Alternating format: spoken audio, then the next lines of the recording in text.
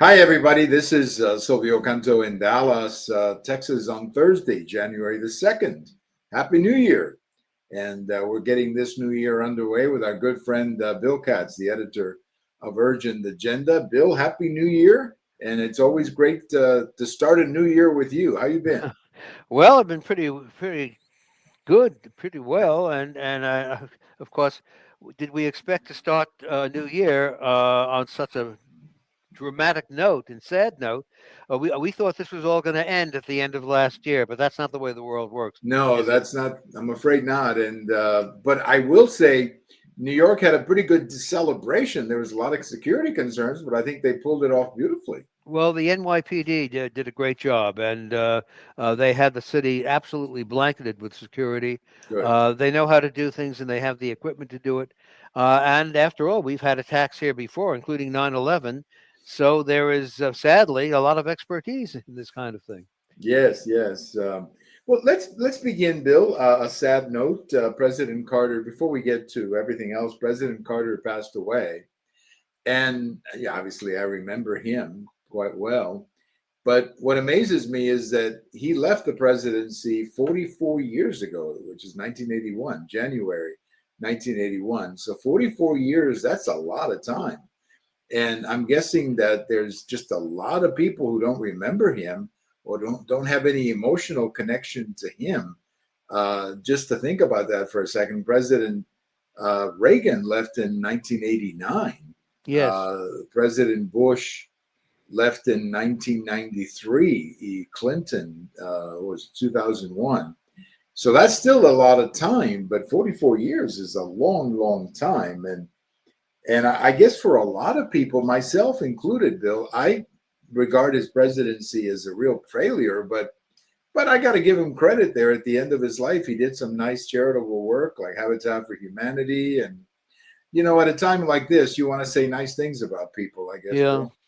Well, true. The old expression, say nothing bad about the dead. However, in a case like this, he was a former president, and while we should certainly, take our hats off to the good work he did after he left the office, it's entirely proper, with understanding and sensitivity, but it is entirely proper to assess him as a president. That's expected of the news media, and it's part of our job. So as long as we don't violate any rules of good taste, on Urgent Agenda, I felt perfectly happy about, not happy, but perfectly comfortable about making comments about Carter and his presidency and his election loss to Ronald Reagan that you have to do at a time like this. No, you have to. And I think what makes his presidency so amazing is that he just got in by a little bit. I mean, that was a very Yeah. close election. I remember that election. Yes. And then he got thrown out in such a huge landslide. Yes. That must have been very embarrassing, I'm sure, for him or anybody in that situation. And when you look back at that presidency, it just seemed like nothing ever went right. Yeah. I remember, I mean, the more dramatic things like the economy and the rescue mission that didn't work, the situation in Iran, that may have been his worst legacy. And it just overall, it just seems like there was a sense that there was a certain amount of goodwill at first, but after it didn't take long for that. I think for a lot of people to realize, I think we just elected the wrong guy. I mean, that's just what I remember back then, Bill. Yes, I think that's absolutely true. He wasn't a particularly popular candidate for president the first time. It was between him and Gerald Ford, incumbent Gerald Ford, and I guess enough people felt that we needed a change to elect him by a very small number. Had the Democrats put up a stronger candidate, I think it would have been a more solid victory. But as you said, as time went on, we had started having all kinds of economic problems. Some were continuations, to be sure, but the issue with gas prices, the issue with energy generally, and the cost of energy, which was going up, up, and up. The issue involving household expenses, prices going up, up, and up. The fact that the United States seemed to have lost a certain amount of clout with him as president.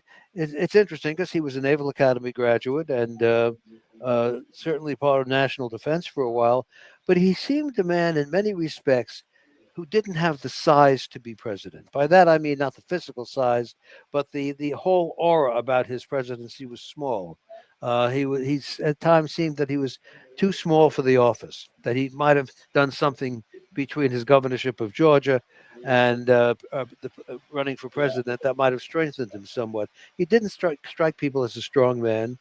His foreign policy was extraordinarily unsuccessful, and he when he ran for president the second time, he was beaten by a man who very few pundits thought had a chance at the at the presidency. Yeah. No, I think you're right. I remember that election quite well. And it just seemed like the last 2 years of his presidency, nothing would ever go right. You Yes, know, you had that malaise in the summer of '79. Then you have, of course, the collapse of the Shah, the collapse of Iran. And then you get into 1980, and it was the gas lines, and then, of course, the inflation, and then, of course, the rescue mission. And then Ted Kennedy challenges him, which was devastating for Carter. I mean, yes, and they get to the convention, and, Kennedy takes it to a vote, and he almost got in. It was amazing. So you're right. I mean, nothing seemed to fit. And then that debate when Reagan just looked at him and said, "There you go again." I yes, just felt that was the end of it right there in retrospect. And so, we respect the office, Bill. You and I, when we do these things, we always respect the office and we stay within good taste. But I think it's you can say in good taste that he failed as a president, but recognize some of the work that he did with Habitat for Humanity. I'm not crazy about some of the work that he did around the world. He seemed to have a few friendly dictators that I didn't care for, and yes, one of them was Castro, and even with Chavez in Venezuela. I mean, I don't know what he was trying to do, honestly, when he would engage people like that. Either he was very naive or he didn't know what the heck he was doing. But I mean, come on, it just didn't, for me at least. I thought it was I got angry with him when he would take trips to Cuba and treat Castro as just an angry young man, who was exploited by the United States, Bill. yes. Well, I don't know if people completely understood his foreign policy, and I think that at the end of his administration, I don't think they could find a single victory. You No, know, it's you have to be president and carry out the duties of the office as prescribed by the Constitution, and the first of those is commander in chief.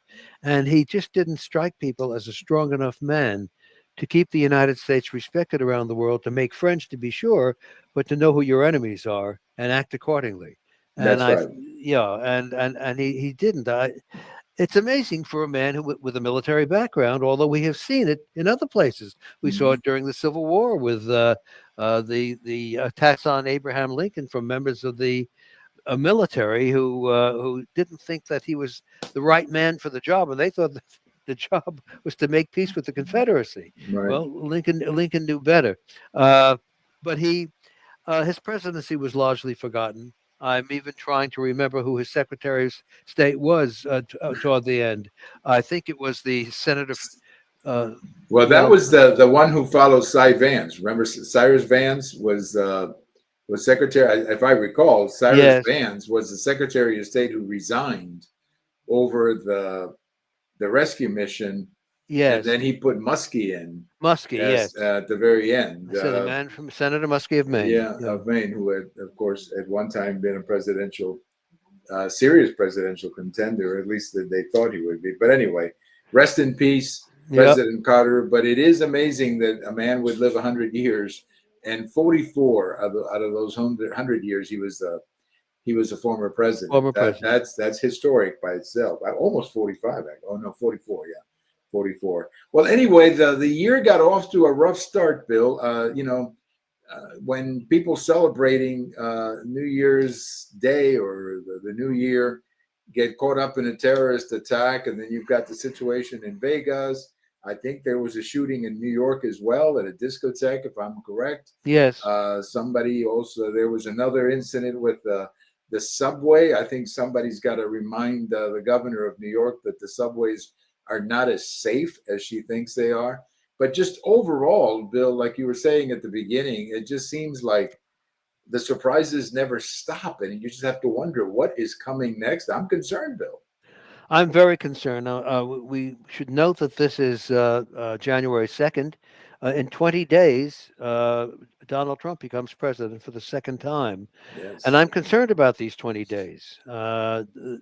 You know, I don't know where some of these people get ideas about what they think is a correct demonstration, but I'm concerned about violence. I'm concerned about attempts to uh, do something harmful to the incoming administration. I'm concerned about foreign countries who think we're in a weak period and that this is the time to strike or to do something to harm the United States. I'm concerned about a lot of things because we see, as you have pointed out, these events seem to be going on and on and on, one right after the other. We had two attempts on the life of Donald Trump, and the one that almost succeeded, where he was literally hit. Uh, what was there an investigation of this? Do we know anything about the assassin? Apparently, nobody's interested in talking anymore. I'd like to know if he was involved with something. They always come out with the statement, "Oh, he acted alone. He acted alone." Well, what does that actually mean? How, after 2 days, can the FBI or any other organization say he acted alone? The investigation into Lee Harvey Oswald took 2 years to determine that they could not find evidence that he had a co-conspirator, but they didn't leave it out. But here, after 2 days, oh, he acted alone. Nothing to see, nothing to see. I don't know if he did. I have no way of knowing. I don't think they have any way of knowing. Uh, uh, Here is a man who had served, at least they said, honorably in the armed forces of the United States. Did he serve honorably, or was he a foreign agent during that time? It's all shut down immediately, and for some reason there seems to be a feeling, and maybe I'm a little paranoid about this because of things that I've seen. There seems to be a rush to shutting it down. This is ancient history now. Next week we have the networks going on the air, not only with not of their real anchors, but the substitute anchors when people are away, and then the substitutes for the substitutes. I saw just a few minutes ago on one of the news networks a news story that the same network ran the day before, word for word. I mean, that's not news. Right. If you want to run stories again, say this is a rerun of what we did yesterday. But apparently, I saw one network announce that this is Joe Jones or whatever it is, and Frank Allen and sitting in for Bob and Corrine, who have the day off. Right. The day off. Right. Journalists never supposed to have a day off. Right. They're always supposed to be available. They're like doctors. That is part of the profession. I mean, and to say, well, sitting in for that Right. should have ended after about a half hour, and you call your journalists and say, "Get the hell to the studio. Something big has happened, and we need you." And so Right. that's the way things used to be. But Well, now, well, this one is away. This one is in Bermuda. I mean, he's on the beach. We can't reach him. It's I no. know it is interesting, especially since they can all pick up a cell phone Yes, and make a Skype call or whatever they call it, of course. and talk to them. Uh, but I find stepping back a little bit. Obviously, the New Orleans, you had dead people and probably more because of the injuries. Nothing apparently happened in Nevada, although I think the driver did kill himself. But here's what really concerns me. I think when you just stand back for a second away from the incidents, you get the feeling, and this is terrible for the Biden legacy, but you get the feeling that the country's out of control. Yes, That you have, I mean, this situation in New York and Chicago, everywhere, that the country's out of control. And I think that more and more people are starting to realize that when you have what you've seen in all these cities, the crime. And on one hand, they tell you the crime is down, but nobody yes. believes that. No, There's not a single person who lives in Chicago who thinks the crime is down, for that's example. right. And they see their mayor very much involved in coddling the criminals and being very stern with the citizens. Right. You don't seem to understand the progress we have made. Right. Why, let me give you some statistics Right. that we derived from Jones University Department of Coddling Criminals, which is having a very good week. That's right. No, you're right, especially the mayor of Chicago. I Yes, mean, he almost gets insulted when people question him. I've seen some of these city council meetings where the man gets insulted because the voter is apparently talking disrespectfully to the yes, guy. I mean, all the voter wants to know is why are you spending all these millions of dollars that we don't have or were destined for other people and all these programs to shelter some of the migrants. Why is that, Mayor? And he gets offended. He thinks that this is too much. You cannot possibly question me on something as obvious as that. So yes. it is really, and then you have, Bill, the situation I mentioned a minute ago about the governor of New York, who makes a big deal about the fact that the subway is safe, and shortly after that, this is horrible. They burned a woman Oh, in a yeah. subway, and now I understand somebody was thrown on the tracks again. Um, I mean, a lot of people are just pulling their hair, saying, "Who's in charge here, Bill?" Well, I think that you're right. I do remember the governor of New York saying, "Oh, the subways are now safe because of actions that we took." My dramatic actions. I'm all for the strap hangers, and then it was only a few hours later that that terrible incident took place, and it was clear that the subways were not safe. And what does she say? I don't know. Maybe she put out a corrected statement, or maybe she said I was tired. And they hadn't called me about this, but now we're gonna get really tough. I'm tough. I'm the governor of New York, and I'm a tough governor. Now let's see who are we pardoning today. Right. You know? Well, that touches on another point that I think that again supports the image that things are just upside down. Um, you have the pardon, or not the pardon, but the commutation of all these individuals who committed absolutely horrible crimes. I am 100% in favor of the idea that a president should pardon somebody. I mean, Yeah, that's a good law. I mean, that's a good part of the Constitution. And there are times when only the president has the ability to correct something like that. I think the Nixon pardon is a good example. I still think that stands over time. That really stands as a good example of good judgment on the part of President Ford. Although I have a feeling it probably cost him the election in yeah, 1976, but that's another point. But these commutations, Bill, of people, just because all of a sudden, I guess President Biden doesn't like the death penalty. Well, if he doesn't like the death penalty, I'm sure there's other people waiting on deck to be killed, or to have the death penalty applied to them. There's also no evidence that any of these trials were conducted incorrectly, or that there was any injustice or any discrimination against the accused. And there, I mean, what happened was you had a trial, you had a jury that convicted them, and now you have a president who decides that he's going to reverse that. yeah. I don't know. There's something wrong there, but it all ties in. Again, it all kind of ties in to this image of a country that is, as my late mother used to say, who's flying the plane? You Well, kind of get that's right. the And now in New York in particular, we have this ridiculous trial of the former Marine who stepped in to try to prevent an obviously crazed man from hurting people, and the individual, the accused, um, uh, uh, died during it, and they wanted to put the Marine on trial for intervening to save lives, and they did put him on trial, and he was found not guilty by unanimous verdicts on all charges. And now, though, people are very reluctant to get involved. They say, look what happens. I get involved. The criminal gets off better than I do. And who needs that? So people are being told, just don't get involved, walk in the other direction. right. I wonder how many people here lately in New York have wished that there were more young men like this fellow Penny, Oh, I uh, agree. not just on the subway, but everywhere on the streets. By the way, speaking of the New York streets, I understand the guardian angels are now going to be protecting the subways. Yes. Uh, I just heard that. I don't know if that's if that's true, but it is kind of interesting that they would be involved. By the way, I don't live in New York. You at least you live around there. But do the Guardian Angels have a good reputation with vote? I mean, with people, is I that a think they group do. that people like? I think they do. Okay, They haven't been that active in recent years.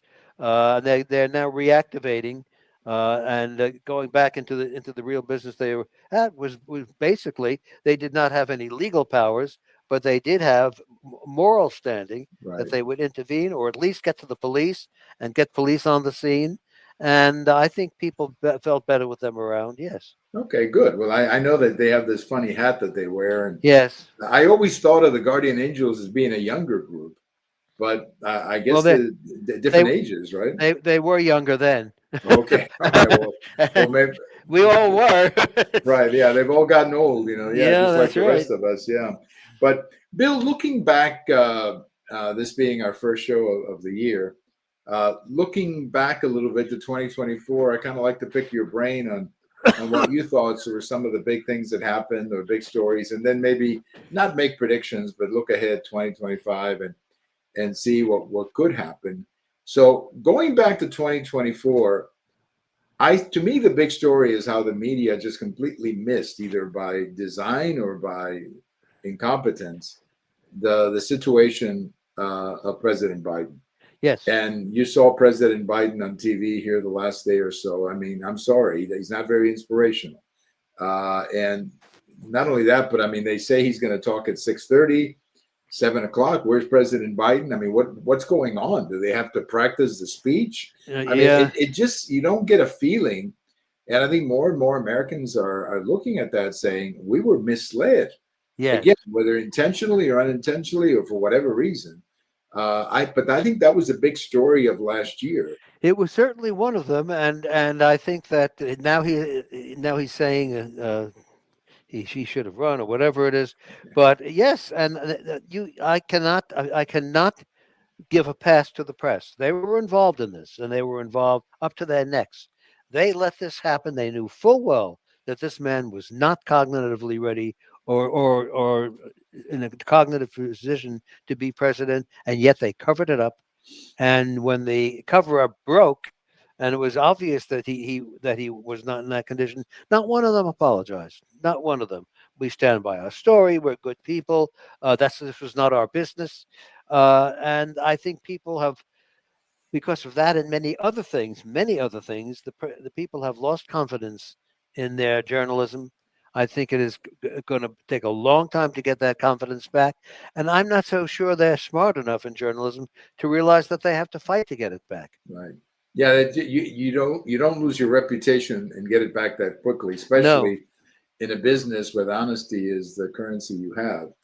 Another big story too, Bill, I think from last year, and you mentioned the trial of this young man Daniel Penny and the district attorney Bragg. Another big story I think is that the more they went after President Trump, the more electable they made him. Oh I yes. mean, that has to be one of the biggest mistakes. I mean, there is an expression, I think, in soccer when you score a goal, when you go and hit the ball into your own goal and you score a goal, I guess the other team scores a goal Hmm. because you score a goal, whatever they call it. I'm not very knowledgeable in soccer, but you basically score against yourself. That's kind of the Yes. idea. And I think that's what it sounded like to me. I mean, the more they went after him, Yes. the more electable they made him, and maybe there's a good lesson there, Well, Bill. I think the charges against them in some cases were so absurd or abstract, and I think they did feel that the system was being rigged against him by a local district attorney who was part of the George Soros crowd. I think they felt that he was being made an illicit target of the legal system, and they felt a certain sympathy for them, for the president elect. And I think that as it went on, and more charges came from other cities, they felt this has got to be something that's planned, something that is in effect an arrangement where this man will be brought down by lawfare. And then when the charges began to fail, and either juries or public officials wouldn't go along with them, I think was strengthened. And then, of course, when he became convicted in New York of things that people said might not even be crimes, I think it got worse. It looked like an unjust prosecution, like a political conspiracy in which the legal system became the method. And I think you're right that every time something happened, people felt more and more sympathy for him. Yeah, I think the biggest joke of all was when they accused him of fraud Yes, in New York, and the insurance companies and the banks were saying he didn't commit any fraud. He paid us back. that's Not right. only Yes, not only did he pay us back, we want to do business with him. yes, And then when they changed the statute of limitations to get him on that woman who accused him of, I guess, attacking her in yes, a major department store there in New York. I mean, if that was so ridiculous. From the moment I heard that, that was so ridiculous. yes, yes, And but what I like to see, Bill, not so much vengeance, but what I like to see is the people involved with this. They have to pay a price of yes, they some do. type. Hmm. You can't just do this to a former president and get away with it. So I'm not saying, you know, I'm not saying vengeance, but there has to be some accountability for what they did. I agree with that. Yeah, I think they went way too far into the extremes there. Well, looking ahead to 2025, Bill, we'll be talking a lot about 2025 in our future conversations, but I think the country's optimistic. If you look at the polling data, the country's optimistic about the incoming Trump administration. A lot of that, of course, has to do with the pessimism that there is of the current incumbent, President Biden. But I do think President Trump has some challenges, and maybe the biggest one, Bill, is just keeping it all together. Because I don't know how in the world he's gonna be able to do as much it has to be done. I hope the people that he's surrounded himself with understand basic management, and maybe he can borrow a page from President Reagan and focus on two or three things, and like President Reagan did, and not get involved with every little distraction because there's so much that I think could derail his presidency, Bill, just because they're trying to do too much. I mean, that's my sense, Bill. Well, I think you're right on all counts. I think we now see, and that our minds have been stretched to the point where where we realize that almost anything is possible. It doesn't take that many people. It doesn't take that many weapons.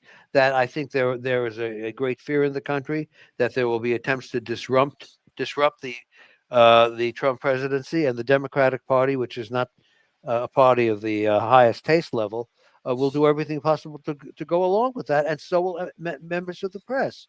I think there's also a fear that there could be violent reactions to things. I think that is where the real fear is.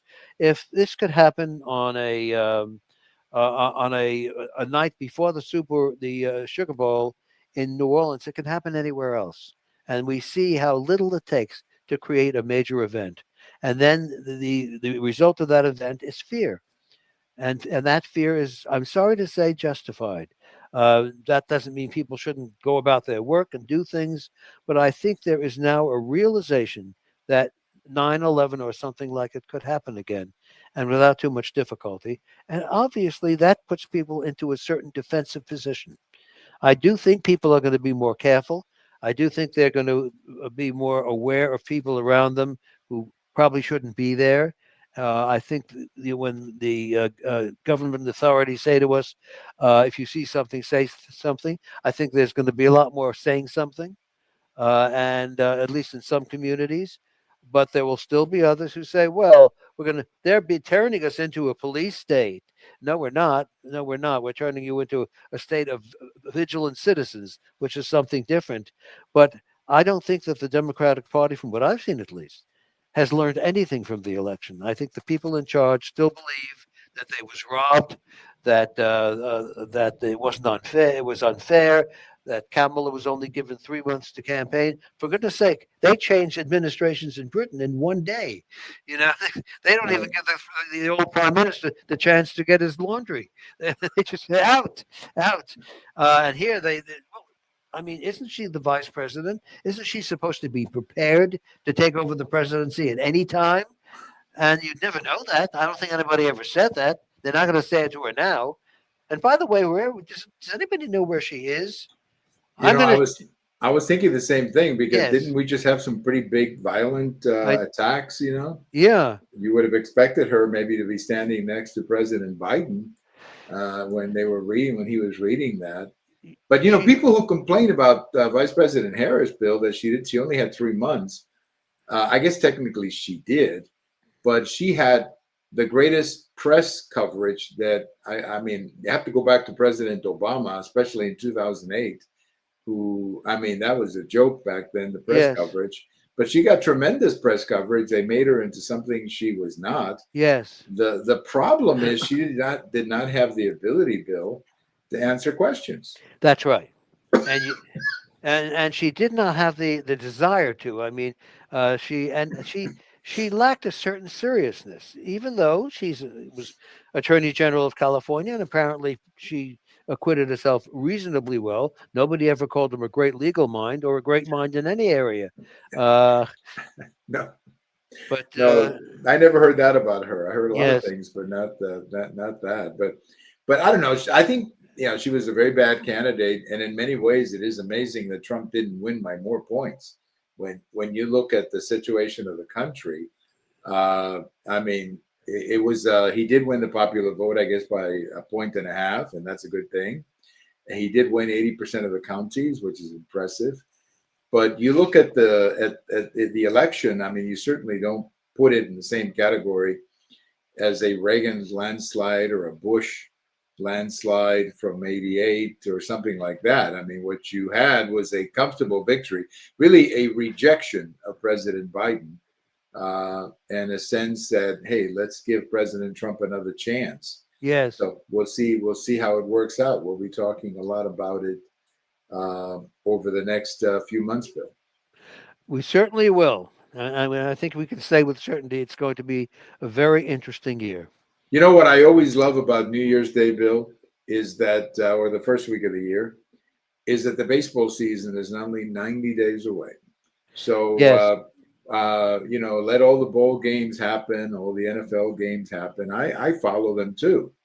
But, it's spring training is just literally 6 weeks away. yep, So that's when I see the year change. I know, oh, now I'm closer to spring baseball or spring training, and for me, that's the beginning of the new year, Bill. okay. The new season, the new baseball season. That's the beginning of the year. But I want to thank you as always for being a part of it, and we will do it again next week as we always do. And happy New Year to you and to your family. And I hope that Santa Claus brought you everything that he was supposed to. Uh, And I'll check the list. you'll check the list. Yeah, you'll check the list. But I hope he did, and just want to wish you the very best in the new year. And there's going to be a lot to talk about, Bill, over the next few weeks. The same good feelings back to you and your family, Silvio. All And right. I look forward to our next time. Well, thank you so much. Our good friend Bill Katz, the editor of Urgent Agenda, and we always talk with Bill on the first, usually Mondays of the week. Of course, this week is going to be a little different because of the calendar, and next week as well.